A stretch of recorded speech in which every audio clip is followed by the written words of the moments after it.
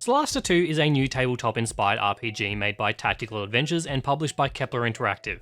I originally heard about this game from the Game Awards last year, where I jokingly called it Baldur's Fence, or something like that. Unfortunately, it was the same event where Divinity also got revealed, so as far as an RPG of this kind, the reveal of Solasta 2 definitely got overshadowed. This normally wouldn't be a game I would look at for the channel, but I was given the opportunity to play this game a couple of days before its early access release, so I thought, why not give it a shot? Also, Kepler Interactive as a publisher has been very solid and had a pretty good run of games recently, so I thought this would be a pretty safe bet. So before we get into things, I'd like to start off with a disclaimer that I was given a key by the developers for review purposes, and while I don't think this will affect my final conclusions on the game, I will always disclose when I'm given something for free, so you all have the information that you need to inform your own decisions. Also, the version of the game I played was both a pre-release version of the game and the game will be launching into early access, which means that anything that I talk about can and will be subject to change in the future.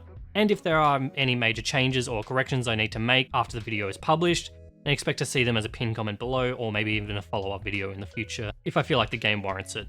Alright, so let's get into it. My initial impressions after playing about 8 hours of Solasta 2 is that the game feels extremely rough. And this is probably due to the amount of bugs that are in the game, which does come with the territory of it being an early access game. I came across quite a few graphical bugs throughout my playthrough. Not so much game-breaking bugs, but also just the entire game just kind of feeling like a bit misshapen and maybe just its focus isn't quite where it needs to be, which I'll get into. And I'll preface that I don't have a crazy amount of experience when it comes to RPGs of this kind. The one that I've played the most of is definitely Divinity Original Sin 2, which I think I got to maybe the final act in that game. I've played a tiny little bit of Pathfinder and I've played a little bit of Baldur's Gate 3. Unfortunately, Baldur's Gate 3 requires a pretty insane time commitment to finish a run. Solasta 2 feels like the barrier to entry is a bit easier than something like Baldur's Gate. But that being said, I have not played enough of Baldur's Gate 3 to really kind of get into it. I think the first hour of Solasta 2 is easily the game at its worst, and then after that the game becomes much better. The first hour or so of the game is pretty much just getting you acquainted with how the game works, running you through tutorials. The problem is the game kind of just drops you into the story and you aren't given much time to kind of get a grasp of things and kind of get acclimated to the main characters. And so the first big event that transpires within the game doesn't really feel like much because you've been playing the game for like 10 minutes at that point. But on the gameplay side of things, the tutorialization of that first half an hour or so of the game is very good. It does a very good job of actually getting you into mechanics and learning how to play the game. And I think that part is pretty solid. One of the things that I find pretty unique about Solasta is how the party system works. We have 4 characters, which is pretty typical for this kind of game, but the party you make essentially works as one character. And by that, I mean pretty much every dialogue encounter and cutscene in the game, you roll stat checks as a party and not an individual character. You know, in other games, I know it's whoever initiates a conversation will usually have to do whatever speech check is needed, whether it's intellect or charisma or whatever. But in this game, the party does it as a whole, which I like. Also, the whole party also takes part in conversations, which is another thing that I like, if only it felt like the choices mattered a little bit more, which I'll come back to. So the character customization of making your characters itself is pretty decent. There is a distinct lack of races to choose from. We only have human, elf, halfling, and dwarf. I do hope that there will be more in the future. Also, I do hope that there are more voices to choose from as well. The game is fully voiced, so your player characters will have a voice that will speak in pretty much every dialogue in the game, which is cool, but there are only 4 voices to choose from, and even though you can give your characters personalities, it doesn't really change the way the characters deliver lines at all. And while you can give your character a name, their last name is predetermined, it is Colwell. The 4 characters you make are a part of the family that are adopted, obviously, because you can mix the races between the characters. I would suggest that when you make your characters that you have each one have one of the different voices, and I know that might limit the kind of characters or the party makeup that you want to make, but the game makes you choose each character's standing in the family, like whether they're the golden child or kind of like an outcast or something like that. All of this does seem to change the dialogue the characters say, but it doesn't really change the way they say dialogue or the way they deliver lines. The system in general doesn't really feel like it matters as much because all of the characters will talk in, all of the cutscenes, like they each have their own line. So even though like you can choose personality traits, kind of background traits, it didn't feel like it mattered that much because the first character I selected had the outlaw personality trait, which is meant to make them more selfish and greedy, as well as, some other standing in the family that made him a bit more of a loner. But there were a whole lot of times I found where this character that I made was playing goody two-shoes, being nice to everyone. They were the character selected in the cutscene to pray to a god to save, the party's lives, despite the fact that I have an actual cleric in my party with all of the good person traits in them. It felt like, no matter what I chose, the dialogue feels like it was going to always turn out the same. And it didn't really feel like the choices that I made in character creation made a difference in the way that the story unfolded. As far as game do choices matter, the thing is I don't really know. I haven't finished everything that this version of the game has to offer just yet, but the only choices I've come across so far have been, do you want to kill these people or not kill these people? Or kill everybody? And there hasn't really been many choices that feel like they have much consequence in the end yet. So one of the first quests that you go on, you are given an NPC that you need to protect in order to finish the quest. The game actually does tell you that this NPC is valuable, and if they die, it will essentially softlock you out of most of the content in the game, or it might game over you.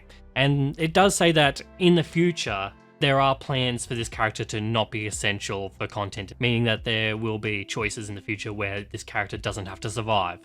Which is kind of weird, because this is also one of the first quests that you go on, and it could be an opportunity to show the players best how the story can unfold and branch off, if that is the idea of what the game wants to be. And now, I'm okay if the game is a bit more linear, but I know that a lot of people who like RPGs of this kind want the choices. There are factions and there are main quests that it feels like you will eventually be able to make a choice, but I hope it's more like you can make a bunch of little choices that change the game rather than just, oh, I choose this faction because I like them the best when it comes to a critical junction point. And sticking with character customization for a bit longer, there are only 6 classes in the game for now, and when you level up you have the chance to multi-class, and when you hit level 3, you also have the chance to roll into a bunch of different subclasses, which expand the way your characters work and spells by quite a bit. There is quite a bit of customizability. Feels like I think each class has maybe 3 subclasses that you can go into, which, for instance, with the cleric, you can change them to be more support-based or more damage-based, give them a whole new subset of spells. There is both a simplified and advanced version, so if you're not, into min-maxing and really getting into the fine nitty-gritties of building out your character, there are simplified versions that you can follow. I'm not the person to ask about hardcore tinkering when it comes to creating D&D characters. That's for someone else who's much more of a nerd than I am. I'm happy with how the simplicity works. It is easy to understand for me. I don't think there was any point where I was totally confused at what I was doing, which is good. The gameplay of this game is very much like Baldur's Gate. If you care about the rule set, it is D&D 5th edition, I think maybe 5.2, with a few homebrew elements thrown in there. I think the combat in the game is pretty decent. I like the UI, it is nice and big, easy to read and understand while also not being too in the way. The way the turn order works makes sense, moving, attacking, bonus actions. As someone who's not crazy well versed in this kind of game, it was easy for me to pick up and understand. When you are moving throughout the world, there is a open world tabletop-esque world map. You move through a tile-based grid system where you can come across random encounters while exploring throughout the world between quests, whether they be combat or just kind of random events where you have to do a stat check of some kind. And I do think that this system could be interesting as long as that there are a lot of variants to the random events that go along. And I mean hundreds or something like that, not, just the same 10 over and over. Only the combat ones are the ones that I've kind of repeated so far. I don't mind this part of the game. While you're moving about the world and the town hubs, you can move around via WASD or you can do point and click. Both work pretty well. I found myself gravitating towards WSD, but in doing so, interacting with certain objects can be a bit finicky, and I had to swap back to point and click just to, interact with certain little objects here and there because it's easy to just click on the mouse and the characters do it. Moving on to the music in this game, I think the music is good. There are a couple of tracks that I thought were actually amazing. The fight at the Beacon Outpost that happens about 3 to 4 hours into the game was fantastic, which really made that fight feel epic, and I was like, okay, it drew me back in. One of the things that I think this game excels in is definitely the graphics and the art style. Graphically, I think the game looks absolutely fantastic. The environmental design in particular is great, in no small part to how well the lighting of the game is. The trade-off for this is that my computer sounds like an industrial air conditioner while trying to run the game. The performance of the game is okay. It is on Unreal, so expect it to not run as well as it should. I was able to run the game at a fairly stable 60 FPS with the high graphics preset. The Epic preset does make the game look extremely pretty, but unfortunately that came with a drop closer to 30 FPS and quite a few more graphical bugs. And this game is filled with graphical bugs, unfortunately. Most of the time this happens in cutscenes, whether it is characters just kind of disappearing, the screen going black when it's trying to focus on a certain character who's talking, or in general the framing of a scene being extremely weird.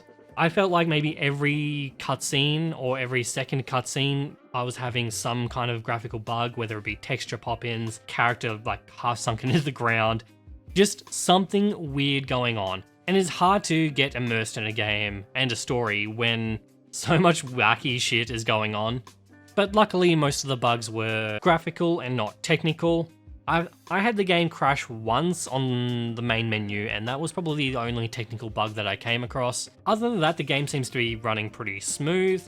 Overall, yeah, Solasta 2 is a very rough experience. The game is early access, so I think it's okay to give it a little bit of leeway in terms of bugs and such, but there is such volatility when it comes to early access in terms of what the game is going to look at closer to 1.0 release. How much content will there be in the full game? Will there be any overhauls in terms of the way the game works? Any of the systems? You know, the thing I like to ask myself before I recommend a game that isn't finished, is there the foundation of a good game here?